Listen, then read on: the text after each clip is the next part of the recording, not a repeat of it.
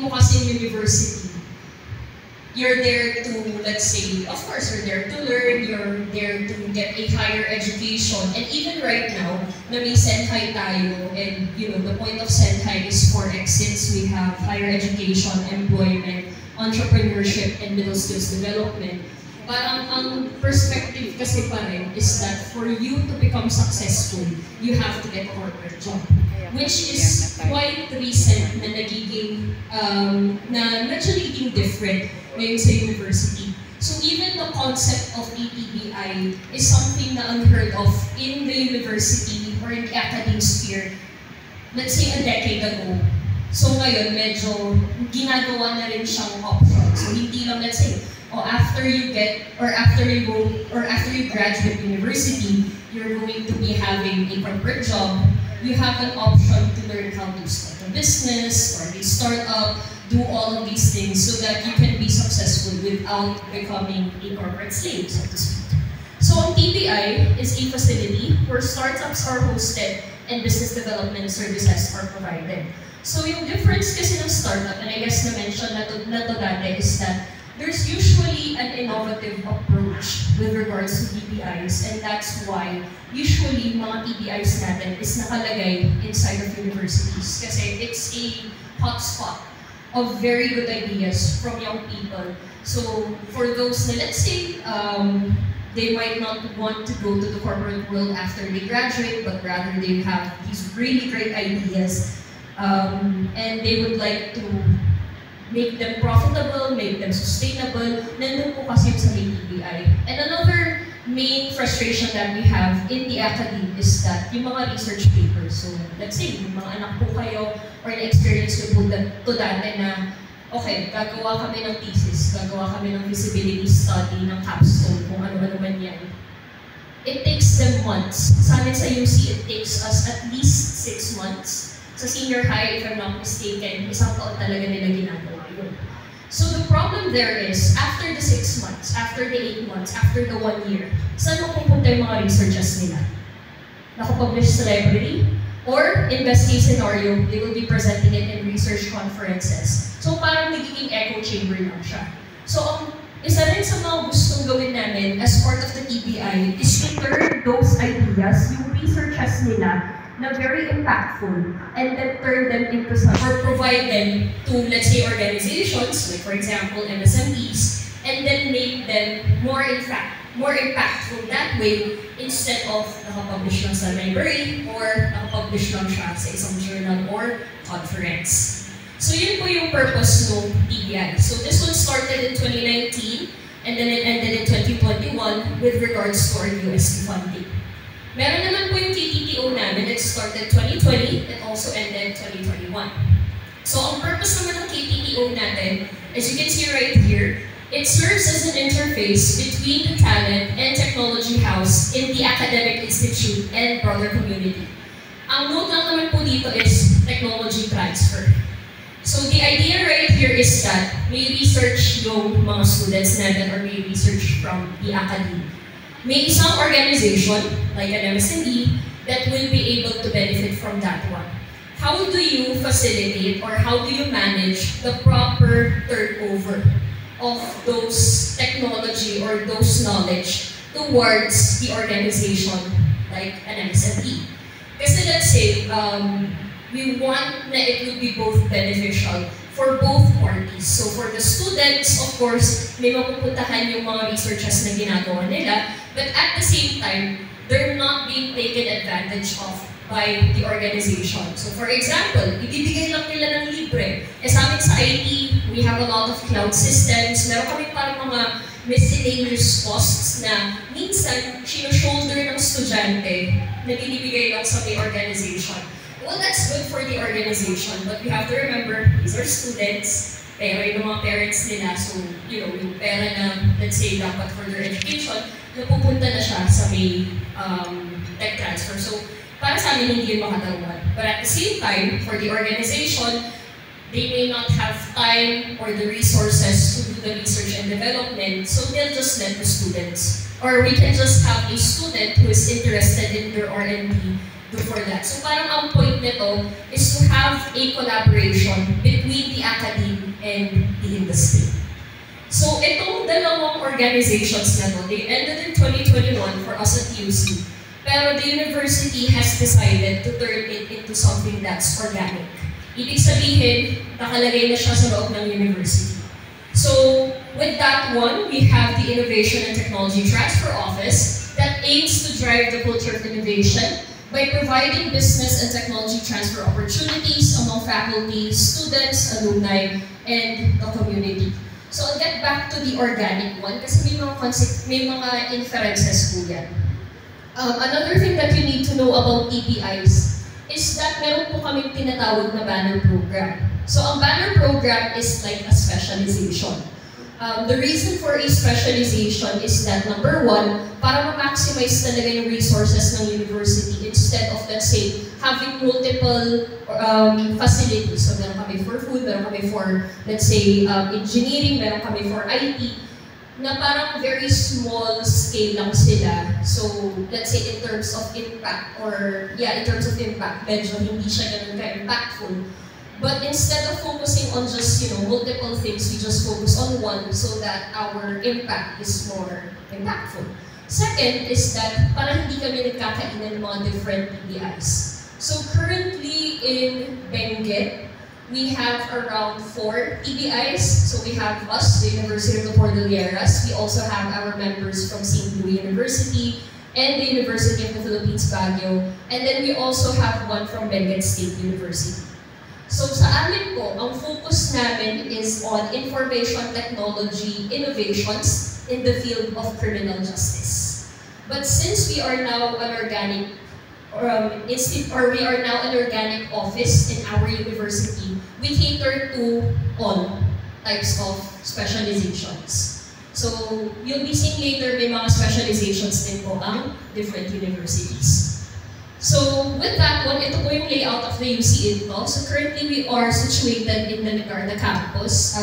Arguably it's one of the smaller TBIs out there in the country, but we have had partners also utilize that space. So for example, if I'm not mistaken, yung virtual reality.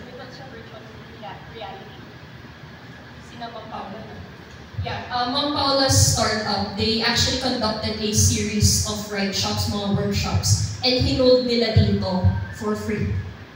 So with that one, kung may mga events po kayo that might only need, let's say, 20 people or 30 people, or let's say may mga meetings po kayo, if you are a partner of the UC Into, you can then utilize itong space namin. Pero again, meron po tayong inferences on that one. And allow me to explain more of that one with our services provided.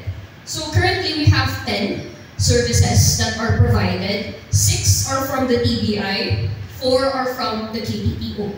So may mga sub-units po kami, and this is where I have to explain again why UC or the implications of UC becoming an organic, or Into becoming an organic office in the university. So when we say organic, hindi na po DOST yung nagbabayad sa amin, hindi na po outsider, or there's no other, let's say, organization that is paying us aside from UC. So since we are a non-stock, non-profit organization, what happens is that kinukuha siya sa miscellaneous ng mga estudyante namin. Since kinukuha siya sa miscellaneous ng mga estudyante namin, that also means our main targets are students. And that has a lot of implications. Number one, for outsiders po, unfortunately, by rule, we cannot just accommodate you whenever you would like. There is a caveat po. Pagkasama po kayo, nasa na yun? Pagkasama po kayo sa network namin, which is the Taraqui Cordillera, since the Taraqui Cordillera is a consortium of different TBIs, so not only for UC, but also the other organizations, you can then utilize our services, our facilities, and so on and so forth for free. So our project leader for the Taraqui Cordillera is also Dr. Thelma. So if you would like to, let's say, maximize po lahat ng opportunities that the 3 TBIs will be providing you, kindly let us know of your intention of joining our TBI Consortium. So currently, this one is on its second tranche, second year of the second tranche. So with that one, if you would like to be part of our community, kindly let us know. Pero yeah, if you would like to utilize po yung mga services namin, some of them pwede naman po namin kayong tulungan. Like for example, yung mga ride shops, marami naman pong mga startups or mga different MSMEs na let's say tutulong or tinutulungan namin without any cost so long as they are a partner. Ito kasi ginagamit namin itong presentation for general. So allow me to just emphasize on the ones that would matter to, let's say, our MSMEs right here. So, itong mga to kasi we usually provided to the students, the first 5 that we have right here. The one that I want to focus on is the incubation program. So again, for the incubation program, unfortunately, we are recommended to just include our students, faculty, alumni as part of the incubation program. Pero ang pwede natin gawin is that we can co-incubate with another university that is part of the Taraki network. So let's say if you want to go through our incubation program, best chance talaga is for us to do co-incubation. Second, and I guess ito yung pinaka-beneficial po sa atin, is the right shops for external funding. So hindi lang po DOST ang nagbibigay ng mga right shops for external funding, but we also have quite a lot. Meron po tayo from the ICT, meron din tayo for NEDA. There are also a lot of private institutions that provide external funding. And with that one, this is where I kind of come in. As mentioned kanina, we have done, or in my belt, marami na po kami nakuhang mga funds because of that one, and also we have helped a lot of the different startups. So to kind of give you a more specific example, I personally remember yung Sami Dulce Chocolates kasi kami talaga yung tumulong sa kanila na magsulat. So the ideation process, okay, kailangan namin muna kasi i-explain sa kanila na, okay, you're not going to be getting funding just because you want to get funding. May purpose po siya. So the purpose of the SGF, or the WH-wise, which at the time yung ina-applyan nila, is for them to develop research and development and innovation strategies to help women. So they were able to get yung mga equipment nila. But at the same time, they had to make sure yung mga equipment na nakuha nila is in service of the funding, which is to help women. So they are also conducting a lot of training programs. Same as true with our virtual assistant company. So with that one, marami din silang mga trainings that are targeted to women kasi yun talaga yung point ng funding natin. For Dulce Chocolates and also for the WH-wise, sa kanila kasi they were part of the year 2 when the Taraki car was involved, and what happened there is that nag-pitching competition muna kasi sila. Hindi tulad nung kay na Dulce Chocolates and the virtual assistant company na they will just be writing a full-blown proposal immediately. Yung ginawa po kasi nila for the second year of the WH-wise was that they conducted a pitch competition first. Once they were able to identify the top 20 nationwide, saka sila nagsulat ng full-time na or full-blown na proposal. So for that one, tinulungan namin sila kung paano mag-pitch, ano yung idea nila, even the actual pitching. So I distinctly remember si Ma'am Eloisa, she would always go to the TBI Center sa amin sa Legarda every single day for an entire week para lang makuha niya kung paano siya mag-pitch. And then, once na nanalo siya sa may regional, she also came back to us again. Kami yung nag-refine ng PowerPoint nila, kami yung nag-refine ng pitching niya, until she was also one of the top 20. I think, if I'm not mistaken, siya yung number 1 talaga, nationwide. And I think we also have 2 others from the Cordillera Administrative Region. So yun po yung help namin na pwedeng gawin for the right shops for external funding. Another one that we have right here is the technology transfer. So as mentioned then, I am also a faculty member under the Computer Science Department. And parang medyo recent rin lang ito na ginagawa na as part of our thesis or as part of our capstone, one of the very first requirements na ginagawa ng mga estudyante namin is to go to different organizations and ask what they need. To explain it a little bit better, traditionally kasi, even for us, for me, when I was still a student, parang you create the solution first, and then you go to the organization, and then you give the solution to the organization. So parang, you know, as an MSME, you just have to accept it as is. Parang hindi niya siya tailored to your sensibilities. So ngayon, yung ginagawa namin is that they first conduct design thinking, they first have to identify an organization that they will have to approach, they will have to ask questions, ano yung mga kailangan ninyo, how do you want that solution to be created, and our students will be developing it for them. Also, another thing that's quite new na ginagawa namin is to really focus on commercialization. So for example, yeah, pwede nga siyang gamitin for this one organization, pero what if pwede rin siyang gamitin ng ibang organizations? So to kind of give you an example, currently we have an incubator. Ang focus nila kasi is more on dental appointment system.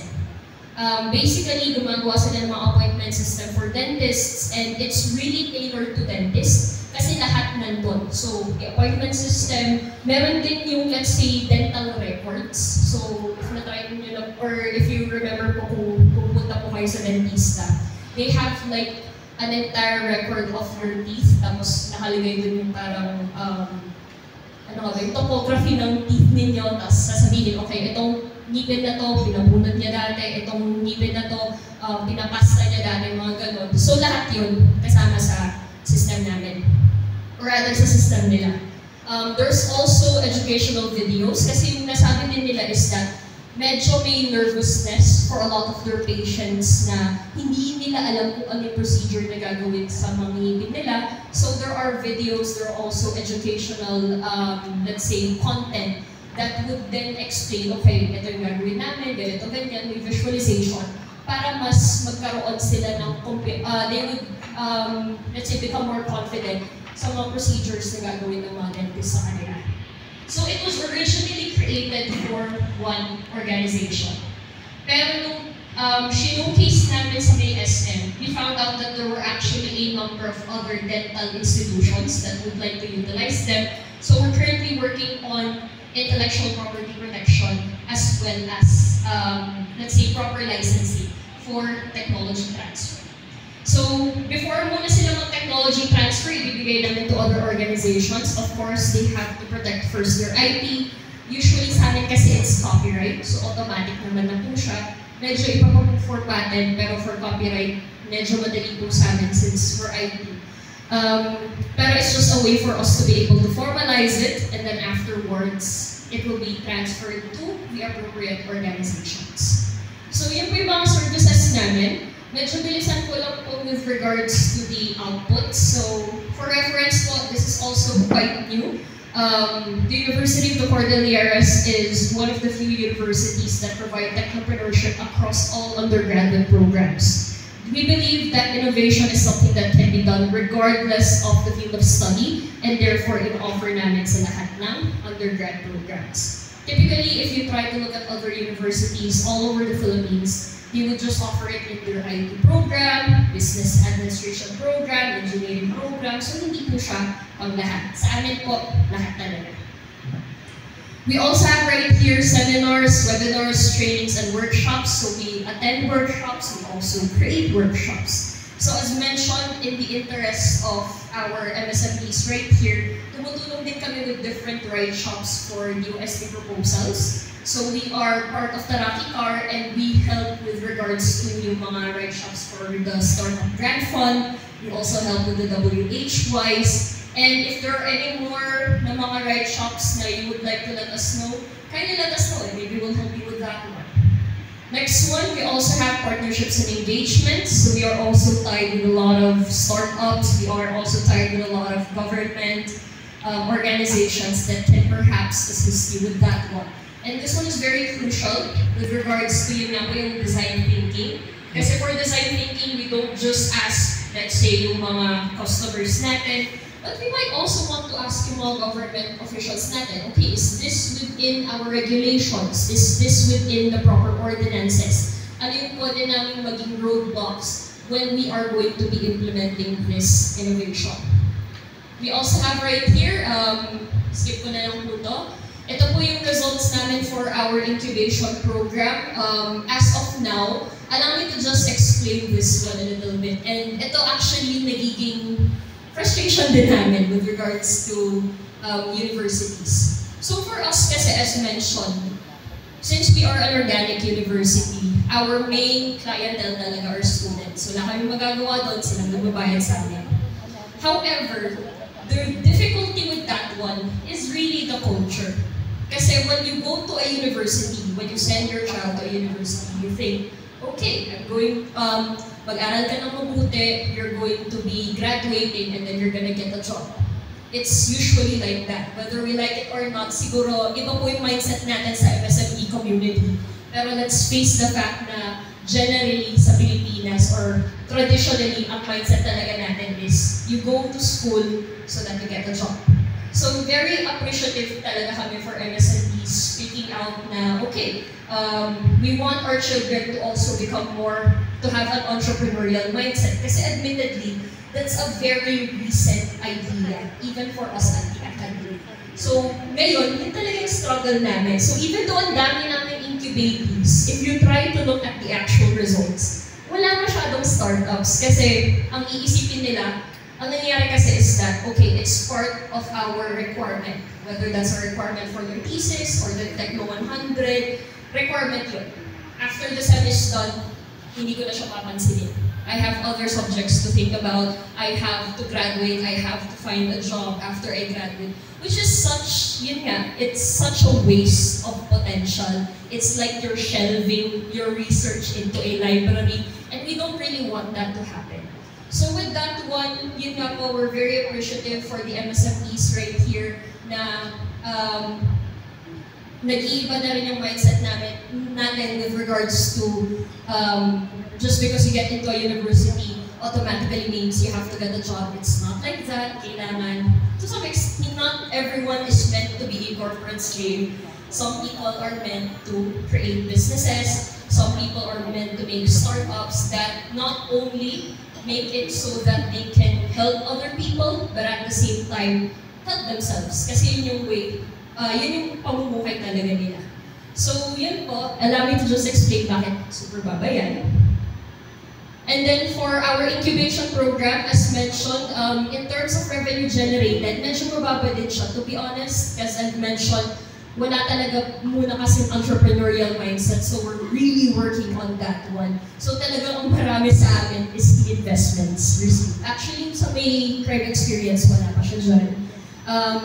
But because of these ones, at the time, students are able to get jobs while they're still learning. Pero yun nga, ang nagiging, when we're talking to those students, like, yeah, it's a nice part-time job, but that's how they think of it.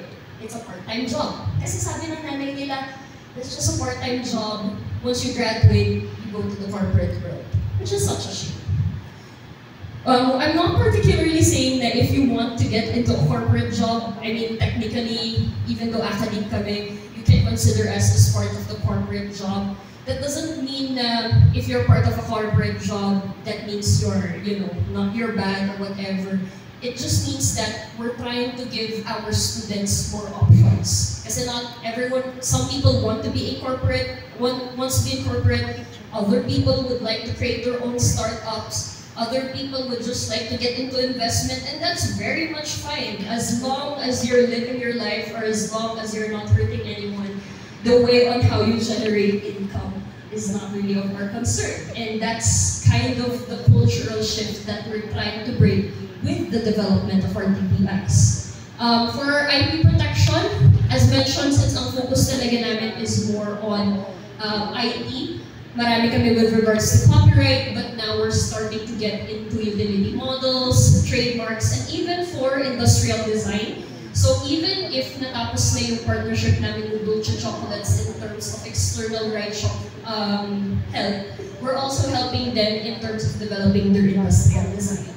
I don't think they paid for the assistance kasi normally, if gagawin nyo to outside, yung pagsulat pa ng document for the industrial design is another payment aside from the application itself. So I'm not entirely sure, Ma'am Telma, nagbayad ba sila bang nagbayad ng industrial design? Ayun, sa Taraki pa yung nagbayad for the industrial design. So, ito rin po yung mga externally funded researches namin, and with that one, I'll just be stopping my presentation for now. If you would like to learn about us, marami po kaming mga different social media accounts and ways on how you can communicate with us. As mentioned, our office is at the Ligarda campus. Huwag po kayo pupunta sa main kasi wala po kami sa main. Sa Ligarda po kami. And you can let us know what you think or if there is any help that we can do through our Indo page, our Instagram. We also have our Facebook. We also have our email, contact number, and so on and so forth. So thank you so much, and I hope we hope to see you in our Ligarda campus. Thank you, Ms. Lovely. Alright, with that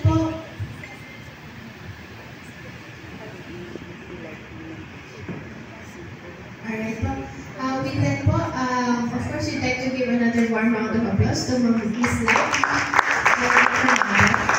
And I would like to call on again our Provincial Science and Technology Director, Dr. Shai Lever, to award the Certificate of Appreciation to our speaker. Alright, this Certificate of Appreciation is awarded to Ms. Lovely Jan A. Reformata for her invaluable service as a resource speaker during the forum on Pagsasabatan, empowering MSMEs with innovative and operational excellence strategies, held at the Paragon Hotel and Suites, Otex Street, Baguio City on April 30, 2024.